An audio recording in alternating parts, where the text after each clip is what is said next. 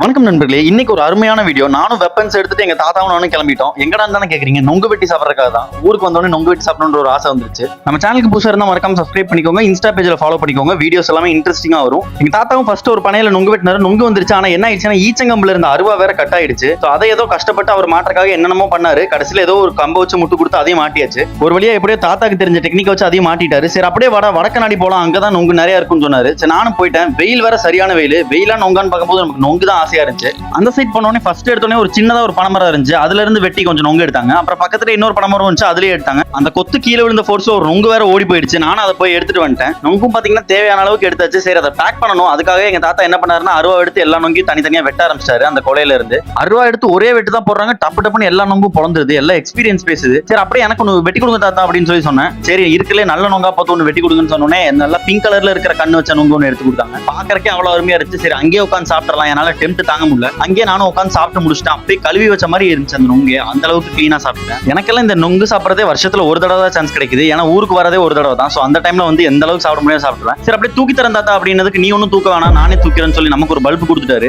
எங்க தாத்தா பாட்டுக்கு அசால்ட்டா அந்த மூட்டையை தலையில வச்சுட்டு கம்பு எடுத்துட்டு அவர் பாட்டுக்கு போயிட்டாரு. என்ன ஒரே ஒரு கொலையை மட்டும் தூக்கிட்டு வந்தாரு. நான் அதுக்கே ரொம்ப கஷ்டப்பட்டு தான் தூக்கிட்டு போனேன். நொங்கு வெட்டலான்னு வரும்போது ஜாலியா இருந்துச்சு. ஆனா தூக்கிட்டு போறதுக்கு தான் கடுப்பா இருந்துச்சு. சோ நீங்க எத்தனை பேர் நொங்கு குடிச்சிருக்கேன்னு மறக்காம கமெண்ட் பண்ணுங்க. அடுத்த வீடியோல சந்திக்கலாம். போயிட்டு வர நண்பர்களே.